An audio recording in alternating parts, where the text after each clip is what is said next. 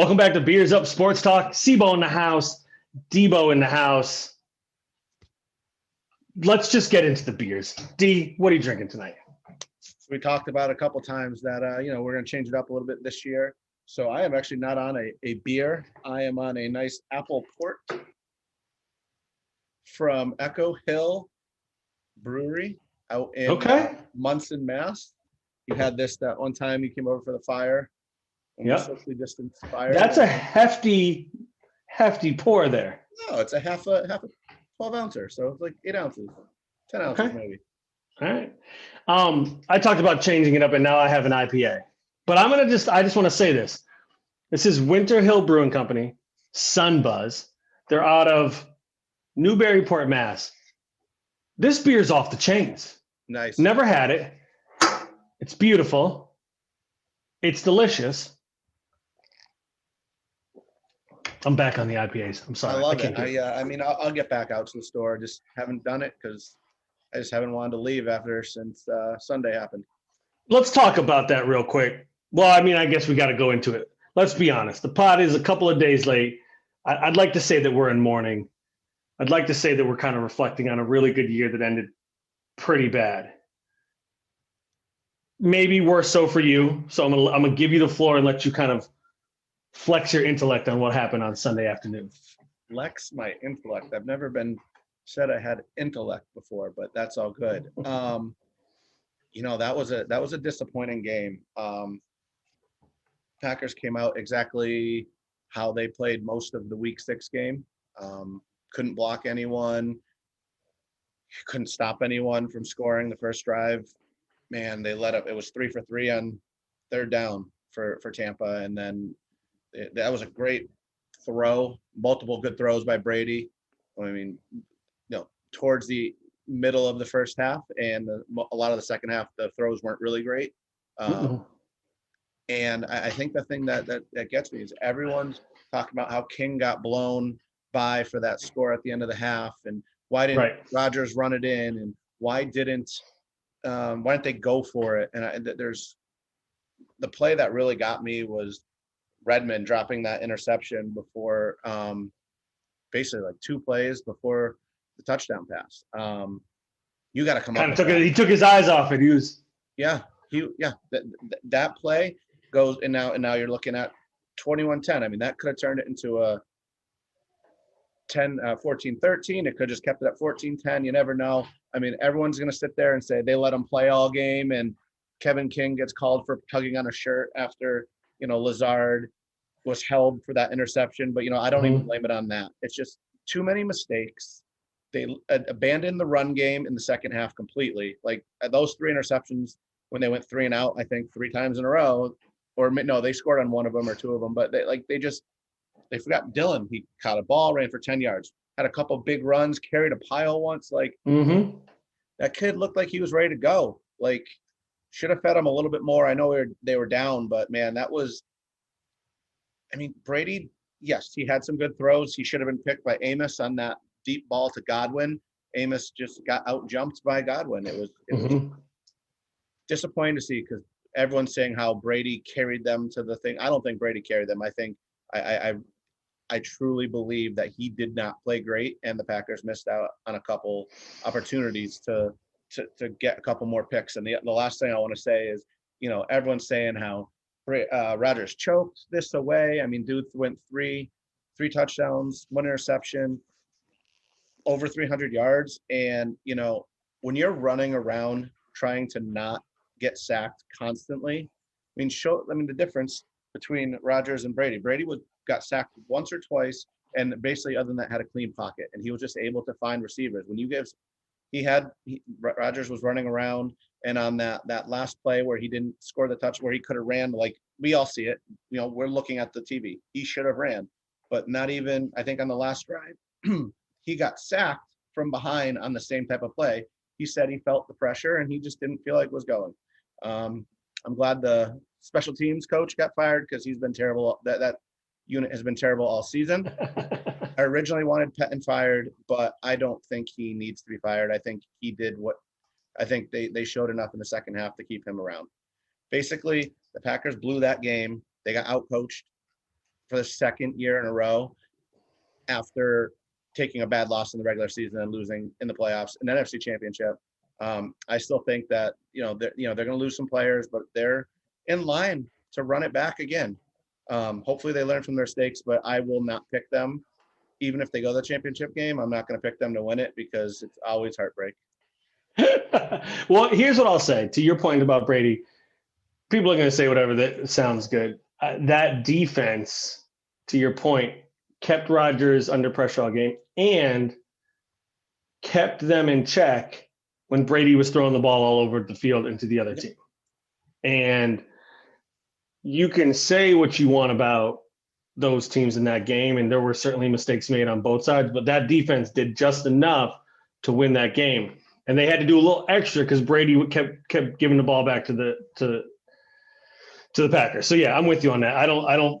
That one's a tough one because that's a game that you guys could have won so many different ways. Yeah, and I actually, even when Jones fumbled that ball and then they went down and scored on the very next play to a wide open Cameron Brate, I still thought, I'm like, they're going to win this game. And I truly believe that. I was like, Brady does not, I honestly did not think Brady was looking great. He looked decent, but I thought someone was going to make that play. And that first pick, I was like, it's over. Like, this is where it is. And they went down, they scored. I'm like, baby, here we go. And then once it felt like all the momentum just dropped when St. Brown dropped that 2-point conversion. A 2-point conversion should not be the one that turns it around, but like it was just crazy how like the air came out and then they never really moved the ball again the rest of the game. Right. Yeah. What are you gonna do? Run it back next year. That's all you can do. I mean, great season. Everyone's, obviously Rodgers fed into it by saying everyone's future is up in question. I mean, he said, Mark Murphy said, we want him back. Matt LaFleur said, we want him back. Rodgers said, I don't see any reason why I wouldn't be back. I think he'll be back for one more year. Now, granted, we could see something ridiculous with another quarterback down in Houston, but yeah, he'll be back. I think that's the raw emotion of losing in an NFC championship in a year where you probably felt really confident about your chances to win the Super Bowl. I'm sure there was no doubt in his mind that they were going to win that game and then potentially win the Super Bowl. And so it's one thing to lose the Super Bowl. You've made it to that final game, but to kind of get tripped up 2 years in a row, knowing that you're on the back end of your career and still playing it at such a high level, it just stings a little bit. Yeah, I agree. All right. Let's talk about the Bills. Yeah. I'm going to be quick about it because the reality is they got out to that hot start. They were up 9-0. Everybody was really excited. But for the rest of the game, the Chiefs played like a team that's been there before, and the Bills played like a team trying not to lose that game. When you're in an AFC championship playing against one of the most potent offenses that's been around in the last 5, 6, 7, 10 years, you can't just kick field goals and be content. And sometimes you got to go for it on fourth down when you're inside an opponent's 5. And the Bills just played it safe. Now, don't get me wrong. Kansas City played about as perfect a game on offense as they could. Their defense was effective. It was really weird to watch a team that's really good at getting open in against man defense not being able to get open. So that's a testament to the Chiefs. Shout out to Cole Beasley, who played with a partially broken leg, which is crazy and probably why he couldn't get open the way he had done all year. But John Brown wasn't really available. Gabriel Davis was basically a no-show. And they basically doubled Diggs all game and made it really tough to make that happen. So kudos to them. The Bills played good. They just didn't play great. I mean, this was a team that was free flow in the last 6, 7, 8 weeks of the season, doing what they wanted to do every time they got the ball on offense. And they just didn't do that this game. They played a little bit scared, a little bit tentative. I mean, even Devin Singletary, who I feel like I've backed all year, like that guy took the ball a couple times in the second half and basically just fell over. Yeah. And like the fact that TJ Yeldon was getting real deal carries and real deal plays when he hadn't played all season, I mean, says a lot about it. So it's kind of disappointing for it to go out like that. I mean, I joked with somebody earlier this week, like I would have loved for them to just go for it. Like every fourth down in the Chiefs zone, go for it. If you lose 50-10 or you lose 35-21 or whatever the score was, like no difference. You still lost. And like, there was just a couple of times where they could have been a little bit more aggressive. I hope McDermott learns from this. I hope they can build on this. They've got a pretty good core coming back. They're going to re-up on the defensive and offensive line, I'm sure, because that's what they've done.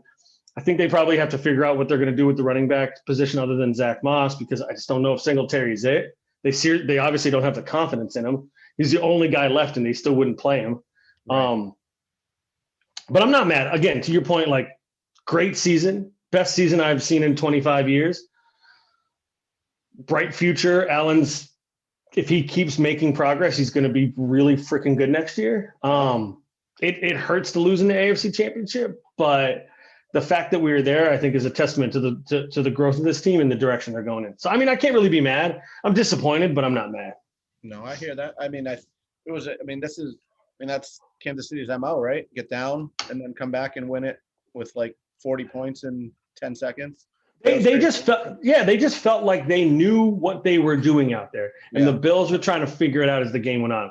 And in my opinion, you get that 9-0 lead, you stay aggressive, you put the pressure on them to make mistakes. I mean, they didn't get any pressure on Mahomes either. And that's really tough, because if you don't get pressure on that guy, he is going to murder you. And that's what he did. And they played this soft zone on Tyreek Hill. And that guy, if you give him space, is going to run by you. It's just, I didn't really particularly like the plan, but I'm going to trust them that they knew what they were doing. Right. But they were really good. And we weren't that good that game. I mean, they're not the defending champs for nothing, right? Right. Third straight AFC Championship, second straight Super Bowl. They're going to be really, kind of not to say they're like a super team in basketball, but like, folks are going to keep signing with this team, because as long as you've got Mahomes and you've got weapons, you got a chance to win every game, especially in the playoffs. Yep. No doubt. Especially in the playoffs. And especially because Bieniemy isn't going anywhere, but that's neither here nor there. It's neither here nor there, but let's stay in the NFL. Let's talk about a team that maybe could have hired him, but isn't going to get the chance to interview him. The Houston Texans, and specifically Deshaun Watson. It's clear now that he's probably not going to be a Houston Texan to start next year. Yeah. There's a whole bunch of teams out there that are putting together packages to try and trade for him. I got Jets, I got Dolphins, I got Panthers, I've read Washington Football Team, I've read Patriots, I just read Atlanta. Yeah. What do you think, D? It's going to be crazy out there this year, because, Stafford's going to be gone. So you have Stafford and Watson, so you have teams going to be fighting for those two. I mean, if you're Watson, if you get the pick, you probably don't want to go to a New England, to a New York, a Green Bay. I'm just throwing like those type of teams out there, because it's cold. Like, why not stay at these home stadiums like in Miami, right? Right. But I mean, the best package I've seen so far has been between Miami and the Jets. And I think Miami's is a bit better, but yeah. And I've seen a lot of Fuller would be willing to follow him to wherever they go. So you're talking about a package deal with these two. He's already got that. Connection with Fuller. So we'll see what happens. I know he's got a one game suspension, but really, is that big of a deal? No. I look for it. I don't think he'll fit in New England. Just I don't know. I mean, I don't know who would. I mean, you have to have someone who really wants to do it the Patriot way, and Brady wanted to do it that way for so long, and then decided it wasn't time to do that. So Watson, I don't think would be a good fit there, but it's just crazy. You signed Teddy Bridgewater to a 4-year contract, and now you're like, yeah, I'm good. Let's go. I'd love to see him with the Washington team. I know you hate Snyder, and I understand why. I'm not saying that we shouldn't, but man, the players would, I think, it'd be really good to see him with that team, with that young defense, and give McLaurin a nice quarterback to throw to him. Could be interesting. Yeah, I think he ends up in Miami, just because I think Miami has the most attractive package. I think if you can get Tua and this year's first round pick for, the number 4 pick, plus a bunch of other stuff, I'm sure, like, the Houston Texans have a chance to rebuild quick. And for Deshaun Watson, it gets him to a place where There's already a pretty good team in place. They've got a pretty good draft capital. They've got a little bit of cap room. They can make it work. I mean, sure, Washington football team would be fine. I think a lot of the other places it doesn't necessarily work because I just don't know that Deshaun Watson is going to want to go to some of those places. I know he's got a little bit of a no trade clause in his contract as well. It's just crazy for a top 5 quarterback to be switching teams in his prime. Yeah. It just doesn't happen. Right. And he's already signed, so it's not like you've got to you have to trade from and then try to figure out how to sign him. Like, he's already signed to a long-term deal. It's such a unique situation that, like, I don't even think people really I think they understand how big of a deal it is. I don't think people can kind of like capture what it's gonna feel like, because this doesn't happen. Quarterbacks don't change teams in the middle of their prime because you don't get rid of your quarterback. And the Texans are kind of in this impossible decision. And the head coach they just hired, I don't even know his name. It's like I don't even know who he is. Coley. Yeah, he's so like I read some things where, his teams their offensive performances haven't been really that good. So, and obviously you just talked about the enemy. Like, right. I still don't understand, like, like how you don't go to Watson and say, if we get the enemy here, would you stay? Like, I don't understand. I think Watson made it clear that it didn't matter. Yeah. To be honest. I think the other reason why this doesn't happen is that players don't often have this much power, but because Houston has become so dysfunctional, and you can thank Bill O'Brien in the way he just ripped that place apart for this happening. Because the reality is, if you don't let it get this bad, this doesn't happen, right? Yeah. If you don't let Bill O'Brien trade half the draft picks for the next 5 years for Laramie Tunsil, then it doesn't get this bad, right? Like, it's an unfortunate situation, but the Houston Texans did it to themselves, and now they're going to lose a top 5 quarterback, a franchise-defining quarterback, because of it. And that's, I mean, too bad, so sad. And I wish he was staying in Houston, not ending up in Miami, where I assume he lands.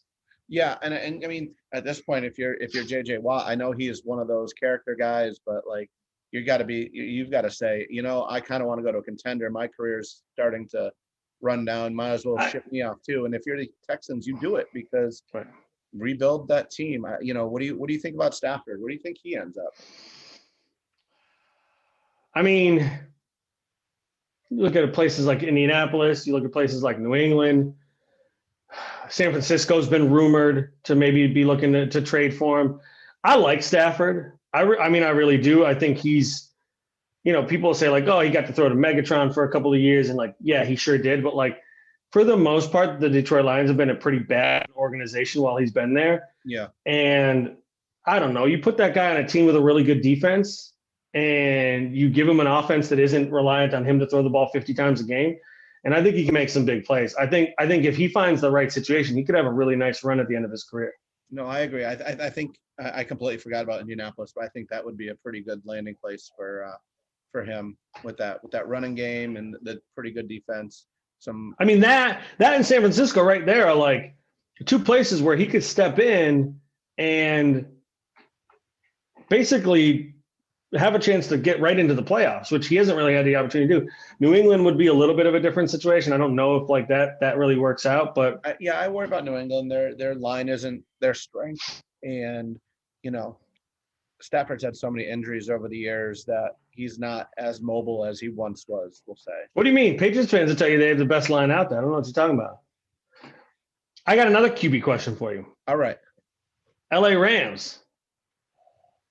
Open QB competition. What do you think? I mean, you're trying to spark Goff, right? I mean, he's your... Yeah, I just don't think that's the way you do it. Like, I don't think you spark by saying like we're paying you $35 million, but you're in a QB competition now. I mean, I think it would spark him, because you're talking about. I mean, maybe not, because whether he plays or not, he's still going to get that money. So, well, I'm just thinking about what just happened in Chicago, like QB competition. Mitch Trubisky wins it, then loses it, and then has to get it back. Like, I don't think that those things necessarily work for a veteran in the NFL. Like, to me, it doesn't make a lot of sense. Like, if I'm a veteran, I know, like, I need the support of the coaches and the team behind me to do this thing. If you're Walford or whatever his name is, the young guy that they have, and you hear QB competition, you're like, oh, let me show out. Like, let me just blow up. If you're a veteran, you're like, no, I just need y'all to back me so I can do my thing. Yeah, but shouldn't you want to show out? Say, he should recognize he hasn't played great the last 2 years, and say, well, now I got to go earn it. I mean, I don't know. I thought he was playing pretty good this year. I thought he was playing pretty good this year until the end of the season. I know he fell off a little bit, but like, I mean, I don't know. I think I think saying open QB competition is just a dangerous game to play, because then you're basically saying, all right, we picked you, but if you mess up, we're going to flip it. Yeah. And I think that just doesn't work in the NFL. You gotta commit to one person. You got to go for it. And if they don't do it, then you go to the other guy, but the flip flopping is just too much for me. No, I agree. I mean, make a decision and stick with it. And unless it's terrible. I mean, if they come out and lose 4 games in a row, then maybe you're like, all right, now it's sure. But I'll use New England as an example. Like, they stuck by Cam Newton, and some people say that's stupid, but like, they were committed to the fact that, like, we're going to run this through him. And obviously it didn't work out, but like, I just think that, like, if you're always looking over your shoulder as a quarterback, like, it's a tough game to play. Yeah. I mean, there might have been a little trying to not get a great draft pick and some of that type of stuff in there. Sure. I mean, they still like the number 15 pick, so it's not like they're. Yeah, they had a lot better season than I thought most people people thought they would.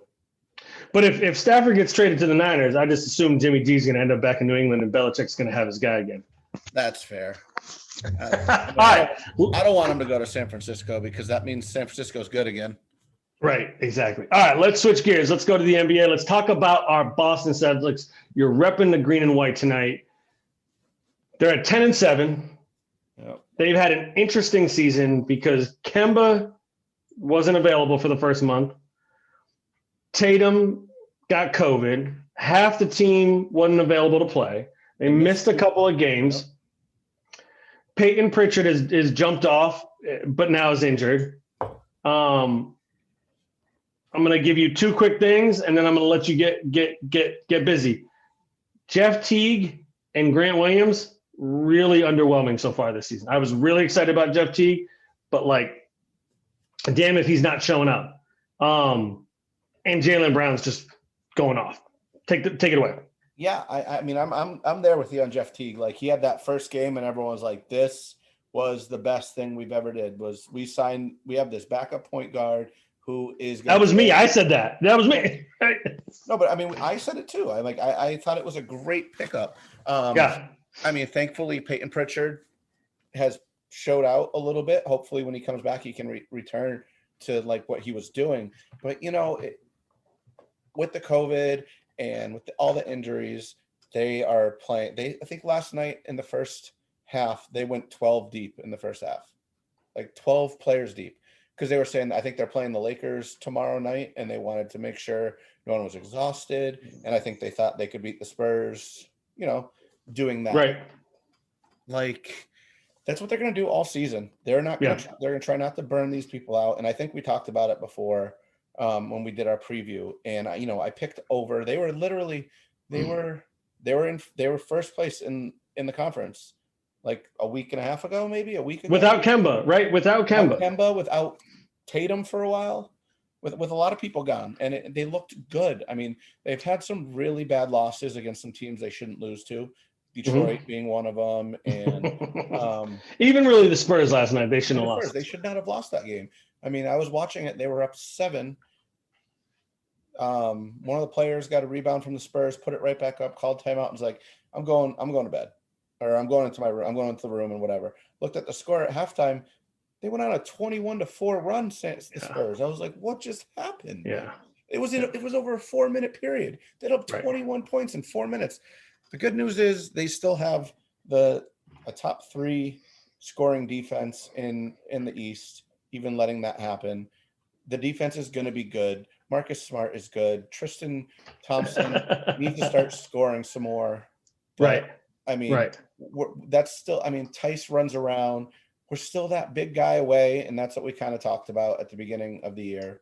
And, Right. because we saw Joel Embiid eat us up 2 nights in a row, like 40 and then like 32. It like, dude, we're not going to stop people like that. So Right. when we get to Anthony Davis, Celtics are going to be in trouble. Right. So hopefully, I'll say this: they've had to rely on some guys that they haven't had to rely on in the past couple of weeks. They haven't really been able to get the full roster together. Obviously, Peyton Pritchard has played really well, and he's injured right now. And so, like, you get Kemba back, but you lose him. They need to figure out what their roster is going to look like, what their lineup is going to look like when everybody's healthy. Hopefully, everybody's healthy. Again, Kemba's only played 5 games. He's only playing 25 minutes. Smart's got the injured shoulder. He hasn't been shooting it well. Like, they're working things out. I'm happy to let them work it out now and hopefully be healthy by the end of the season. I'm really impressed with what Jaylen Brown's doing. Yes. Because it's more than just him like scoring more points. He's just way more confident out there. And especially with when Tatum was out, you could just see him be like, no, guys, don't worry about it. I got this. The one thing no, keep going. I'm sorry. No, go ahead. No, I was just gonna say, like, the one thing about Tatum I've noticed when I've watched, even like last year in the playoffs and the couple games, is he likes to force some really bad shots. Like layups he probably shouldn't be taking, and like he misses them terribly. He's got to figure out when it's his shot and when he's got enough support on this team. But like I get it, he wants to be the man. I get it, but it like sometimes I'm like he's out of control and has just missed 4 shots that he shouldn't even have taken. Never mind. And it's tough. It's tough because he's like, what, 22 years old. Right. He's insanely talented. He can do just about anything he wants on the field or on the court. And so, like, in his mind, nothing is out of control, right? In his mind, nothing is a bad shot because he's that freaking good. Yeah. But yeah, and clearly Brad Stevens is going to let these guys just keep doing what they're doing. Like his plan is to let them be free on offense. You got an open shot, you take the open shot. Now, maybe some of those shots aren't open for him, but like clearly like his step back, step to the side 3, which sometimes I'm like, it's an okay shot in their mind. So like, it's just one of those things where like, he's still a young guy. They're still getting better. Like this core is solid. I still love what Daniel Tice is doing. I like what Tristan Thompson's doing.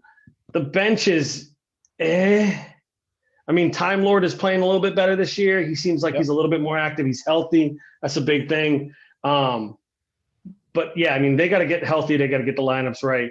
When Kemba's playing 30 minutes, 35 minutes a game, they're going to be a better team. No doubt. All these people talking about trading Kemba can get out of my face too. Especially some talk about like trading for like Lonzo Ball. Please stop. Please stop. I don't. At one point, they were talking about getting Harden, and I don't care what he's doing. I didn't want Harden on the team, so people talk some crazy stuff. Right. Though I did see last night that all 3 of those dudes scored like 25 or more points, and I was like, damn, the Nets could be really scary if they wanted to. But they were in OT with the Hawks, so it is what it is. Didn't they lose? All right. They might have lost the game. I don't know, man. All right, let's go to last call, presented by Progression Brewery. What do you got, D? So over the last like week or two, we've lost some big sports people out there. We've lost, actually, I remember another one, Don Sutton, the Braves, and others. Tommy Lasorda, Ted Thompson, former GM of the Packers, and the home run king, Hank Aaron. So I just want to say rest in peace to all these guys. You know, I didn't watch Sutton, didn't watch Lasorda. I mean, I watched him coach, and I didn't watch Hank Aaron, but I mean, all the stuff that Hank Aaron did for the game of baseball and for people of color, just to break that barrier. You know, all these people. Ted Thompson, Packer, got Aaron Rodgers in there, so won a Super Bowl. So rest in peace to all them this week. And I know there's more, but you know, we can't. And I might as well shout out. It's been a year since Kobe passed, and his daughter Gianna, and all the other. And I feel awful for not knowing the other families on that plane, on that helicopter crash. But to all them families, we're still thinking about you all. Yeah, that's kind of crazy. It's been a year since Kobe. That's kind of wild to even think about. All right, I'm going to step outside of sports, and I want to talk a little bit about what's been happening in the stock market the last couple of days. If you haven't been paying attention, you probably live under a rock, and that's probably a good place to be. But I'm just going to say it as simply as I can. Common folk, regular people out there started noticing that these crazy ass hedge funds were shorting stocks like GameStop and AMC and some of these other ones, and decided, you know what? We can go out buy the stock. Let's just go buy the stock. And it caught fire and the prices soared. And that's how the stock market's supposed to work, right? People buy stock, the stock goes up. People sell stock, the stock goes down. That's just how it works, except when you outsmart the hedge funds. And so today, the stock market folks, some of these apps like Robinhood, put the brakes on all of it. Basically saying, stop doing what you're supposed to be doing, people. Stop buying and selling stocks because you're messing up our cash flow. Capitalism at its finest, people. Absolutely banana lands. The rich people got mad because they got outplayed, and they were able to stop the market in its tracks, and it is crazy. It is absolutely crazy. But yet, two senators can go out and sell all their stocks when they find out the coronavirus is coming, and no big deal about that, with their insider trading. But, you got to be rich for it to not matter. It's just a general reminder that if you are rich, you get to play by different rules. And that rich doesn't necessarily mean that you made all that money. You might have got that money in many different ways, including making money off the stock market, which a whole bunch of people decided to do in the last couple of days, but the rich folks got mad and made it stop. And now there's going to be crazy regulations that are going to be that will favor hedge fund managers. Of course. Fuck you, hedge fund managers. Fuck you guys. Shout out to the common folk. Good work, people. No That's doubt. it. That's all I got to say. We'll see y'all next time. Peace.